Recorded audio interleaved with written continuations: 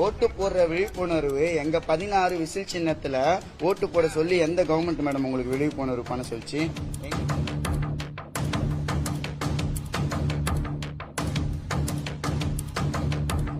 எங்களுது பெரம்பூர் சட்டமன்ற தொகுதி சார்பா அந்த மாதிரி தான் கொடுத்திருக்காங்க. இங்க என்ன கொடுத்திருக்கீங்க?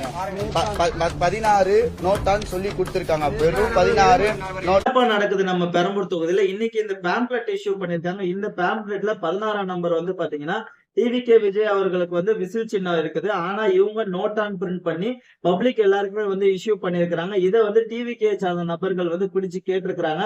அவங்க கேட்டப்ப வந்து பாத்தீங்கன்னா அதே மாதிரி அந்த ஆபீசருக்குமே போன் பண்ணி கேட்டிருக்கிறாங்க. அந்த ஆபீசர் என்ன சொல்றாரு, இது பழைய பேம்ப்ளெட் ஏன்பா இஷ்யூ பண்றீங்க அப்படின்னு சொல்லிட்டு அந்த போன்லயே பேசுறாங்க.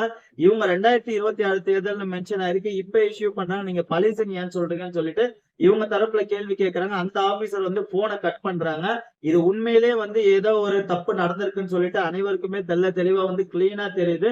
நீங்க சட்ட நடவடிக்கை எடுக்கிறதுல இருந்து வந்து பின்வாங்காதீங்க. இது வந்து பாத்தீங்கன்னா representation of people act 1951 section 123 படி பாத்தீங்கன்னா கரப்ட் ஆஃப் பிராக்டிஸ் இது கம்பல்சரி தெரியுது.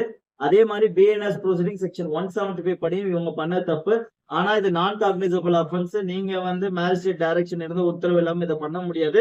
சட்ட நடவடிக்கை தேர்தல் கிட்ட வரும் சமயத்துல எடுக்க முடியலனாலும் ஃபியூச்சர்ல எடுங்க. ஏன்னா அரசு அலுவலர்கள் எல்லாருமே வந்து இம்பாரிட்டலா தான் வேலை செய்யணும்.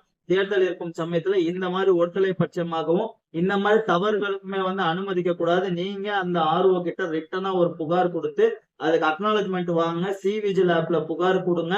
நீங்க இந்த நான் காக்னிசபிள் அஃபென்ஸ் பிஎன்எஸ்க்கு என்ன ப்ரொசீடிங் அந்த ப்ரொசீடிங்குமே நீங்க போங்க. இனிமேல் இந்த தப்பை வந்து யாருமே பண்ணக்கூடாது. தப்பு பண்ணா இந்த மாதிரி சட்ட நடவடிக்கை எடுப்பாங்கன்னு சொல்லிட்டு அந்த அரசு அதிகாரிகளுக்கு வந்து புரியணும். என்ன பொறுத்த வரைக்கும் தேர்தல் காலத்துல நேருக்கு நேரம் போட்டியிட்டு நேரடியாக ஜெயிக்கணும். மக்களுக்கு என்னென்ன நலத்திட்டங்கள் பண்ணிருக்கீங்களோ அதை வெளியே சொல்லிதான் ஜெயிக்கணும். இந்த மாதிரி விஷயங்கள் எந்த விஷயமிகள் பண்ணாலும் அந்த விஷயமிகள் பண்ணது தப்பு தான் சொல்றேன். சோ தொடர்ந்து பார்ப்போம். Thank you friends.